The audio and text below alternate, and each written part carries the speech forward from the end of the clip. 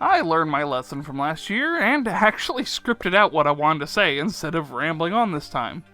I had a lot of fun making this list from last year, and I'm excited to jump into this year's, so let's rock. Just as a refresher though, this is a loose list of all of my backlog games. I played between new releases, going from I didn't like as much to absolutely loved. Anyway, let's get into it. I'd never actually beaten Dead Space Mobile up until now. It's pretty interesting with a few things that I think were done even better than the mainline games. Sadly, my time was hampered by severe visual bugs. I'll chalk that up to having different hardware than intended, but aside from that, it was a decent enough tie-in. I had really hoped that when people said Dead Rising 4 was bad, they were exaggerating, but no they're not. I'm sure removed from the series I grew up with, it would be decent on its own, but it was not enjoyable as a fan of the series. Odyssey is possibly, and most likely, my least favorite Assassin's Creed game I've ever played. The gameplay itself was good, but starting with the premise alone that a Spartan would be an assassin, it's all downhill from there. It feels so far removed from the series that I'm not even sure why they went ahead and made it. Aside from the very ending tying together the game with the rest of the series, it feels like a wasted entry. Going through Legacy of the First Blade, I found myself thinking, why wasn't this part of the main plot? It's about the very first of the Assassins, so why was it relegated to the DLC? Fate of Atlantis feels like a missed opportunity. Instead of learning more about the Isu, we do standard Olympian stuff. Yes, the Isu are the Olympian gods, but why can't we learn more about the ones that came before? Something that's been core to the series since the inception. All in all, the whole game feels like wasted potential. I don't completely dislike the game, I just feel more could have been done, especially with how long the game is. I think I just played all the games this year that crapped on their original legacy. I actually really enjoyed my time with Metal Gear Survive, but man, did it miss the mark as a Metal Gear game. I actually enjoyed it to the point I was willing to platinum it, then I saw what all was required to do it and lost drive to it. Death Stranding is the only 200-hour platinum I'm willing to spend that much time on. I love playing rhythm games based on IPs I like. These, however, did not scratch the itch since there's not a lot that changes as far as the plot goes. The main plot, that is. Outside of that, it's a fun game. I'm just a weirdo who wants the storytelling to matter. Plus, it's a bummer that most of the tracks are remixes rather than actual tracks. No More Heroes 2 just didn't have that charm that No More Heroes 1 did. It had the style certainly, and the combat was fun, but between taking out town travel and adding in walking through the rooms that should be menus, effectively reversing how things were in the first game, the not-so-memorable bosses, save for a few, the story feeling a bit jumbled and random in some places, and the awful final boss, No More Heroes 2 just didn't do much for me. After beating the first, I immediately wanted to play it again, but after playing this one, my first thought was, no good, it's over, and that's not something a game should strive for. Ring Fit Adventure is my answer to needing to exercise. I'm hella lazy and get distracted easy, so I need to trick my brain into doing stuff outside of my chair. It's actually a decently fun RPG using the ring to its full advantage to make exercises fun. Dead Space Ignition was actually pretty fun. I get why the majority of the fanbase isn't too keen on it, but I enjoy puzzle games, so this was a nice change of pace. While it's not super important to see the outbreak and branching paths of the sprawl leading up to Dead Space 2, it's always interesting to see, especially when it's presented in a visual novel. I've been getting into VR a bit more lately, and I thought I'd try this fun-looking game I got on sale. While there wasn't a lot to it, it was a cool use of the tech, and I'd love to see more things like it. Serial Cleaner was fun, but frustrating. I love the concept behind it, but it's a little too difficult to completely get into. I might go back and finish it at some point, but as of right now, I'm hoping the sequel is a bit better. Signalis is in a weird spot for me. I love the idea and concept of the game, but ultimately it was a bit too frustrating for me to complete. It's a fun callback to old survival horror games, and I hope that maybe I'll be able to revisit it sometime. Wolfenstein: The Old Blood was enjoyable gameplay-wise, but I wasn't as into the story. It didn't answer as many prequel questions as I'd hoped, but it was decently fun. Ending was a little bit weird and feels out of place, but it was fine. The New Order, on the other hand, was great. I had fun with the whole game, and I didn't realize just how close I was to beating it the first time I played it, back when this used to be a Let's Play channel. The Evil Within 2 was a decent enough sequel and fun to play, just not nearly as scary as the first game. While it took me months to get through the first game because I got so anxious, I breezed through this one with only a handful of sections that actually terrified me. Here's hoping we do get another installment, as I do think the world is interesting enough to merit another game, even if it chose not to focus on Sebastian. Also, what the hell is with Ruvik escaping in the first game, but hardly a mention of him in the second game?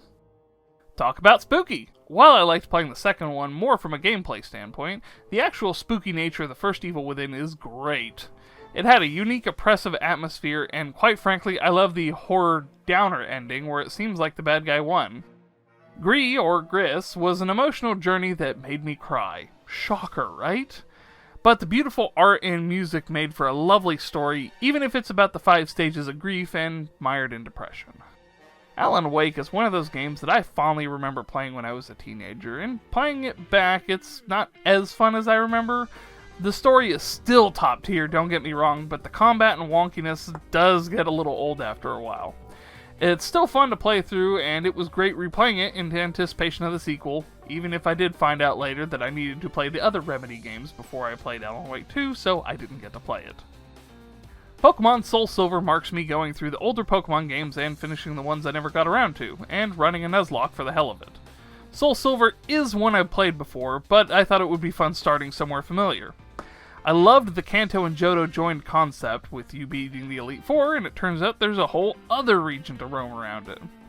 I wish there was a mega game that incorporated all the lands. I feel like that would be supremely fun to play.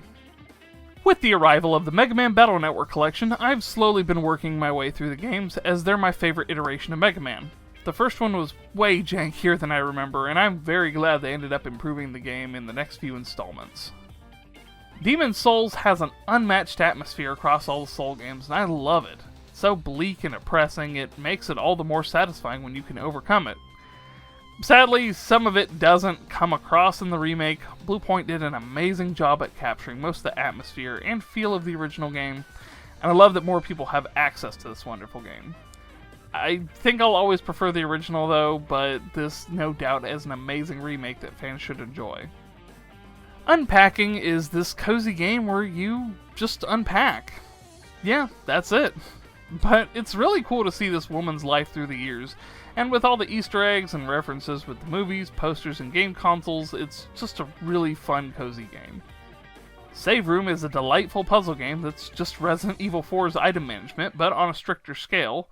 There's even overt references, like some of the trophies being named after lines of the merchant, and the game saying its name in the same way Resident Evil would.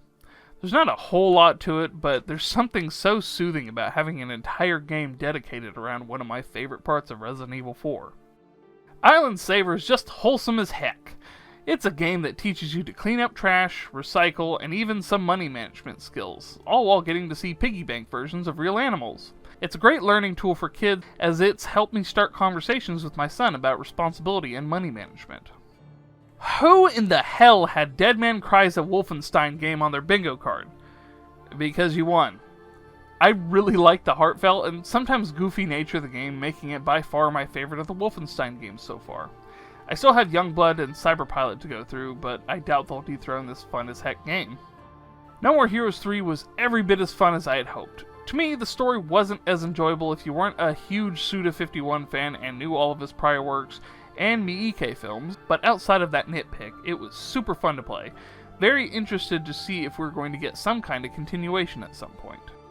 Neon White was more fun than I had thought originally, as I'm not a fan of anything that times me, and most certainly not speedrunning. But between the setting and how much fun I ended up having with it, I'll definitely give the runner-type games more of a shot now.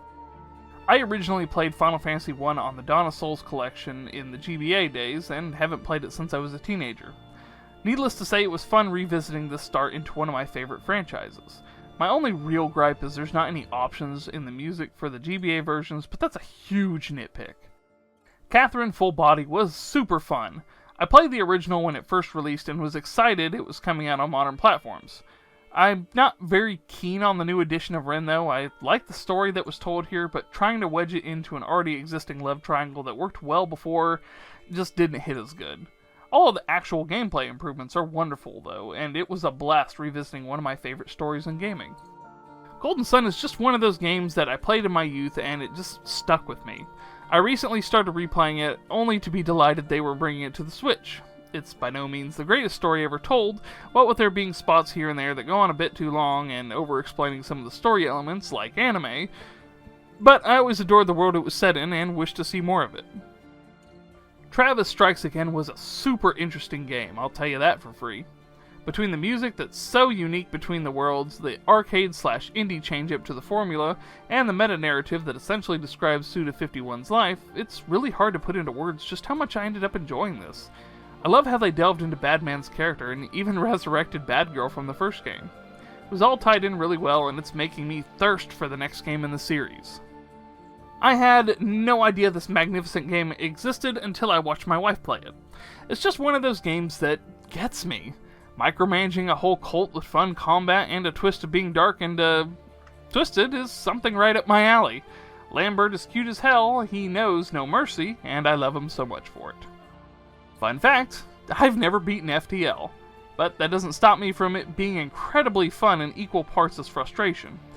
I love not knowing what your run is going to bring, and even though it is hard, even on the easy setting, it's the kind of challenge I just love to slam my head against. It plays out like a choose-your-own-adventure book, and it's wonderful for it, being able to choose your ship, crewmates, and upgrade paths.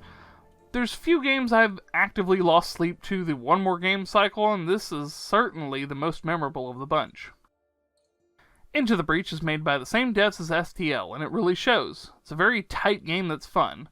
Instead of rolling through space fighting rebels, you travel back in time to stop an alien invasion, letting you keep playing in that timeline, or even bailing on it should things get too dire. Honestly, the stories the dev team come up with are really creative, and the gameplay loops are so unique. I love it. Games like this are what I truly enjoy playing. Games that, again, just make you sink into them wholeheartedly. This gets the slight edge over FTL, as I've actually managed to beat it multiple times. I did the EG over Hellsinger, so most of my thoughts are there, but I'll just say it here that I had stupid amounts of fun with the game, and look forward to any other FPS rhythm shooters. I only got into Devil May Cry in the last couple of years, but I decided to re-record my Devil May Cry 5 footage since I got the PS5 now, and man, did I have a blast playing through one of the best action games I've ever played. Very excited to see what the series has in store. It's definitely cheating to put one of my all-time favorites at the top, but can you blame me? The time mechanics are something I've always loved, even as a kid, and the bleak nature of the whole game ties it all together. The masks are a fun set of collectible side quests, and the game will reward you for finding all of them, giving you the most powerful item in the game. Majora's Mask will always be my favorite Zelda, unless they come with something that can match the tune. And my personal favorite game I've played this year, discounting Majora's Mask because Majora's Mask is cheating, like I said, is Returnal. It took me a while to get through, just because I kept getting frustrated and having to start over. But I couldn't quit because the game was so tantalizing. It's one of the few games that I would actually lose hours on, and each time I beat the area boss, I felt such elation knowing that I improved my skills. It is easily one of my all-time favorites, just off of the atmosphere alone. Thank you all so much for watching. I really appreciate you coming to these end-of-the-year small teeny reviews / ranking things. Anyway, I hope you all had a wonderful holidays, and I'll see you in the next year. Try not to die out there.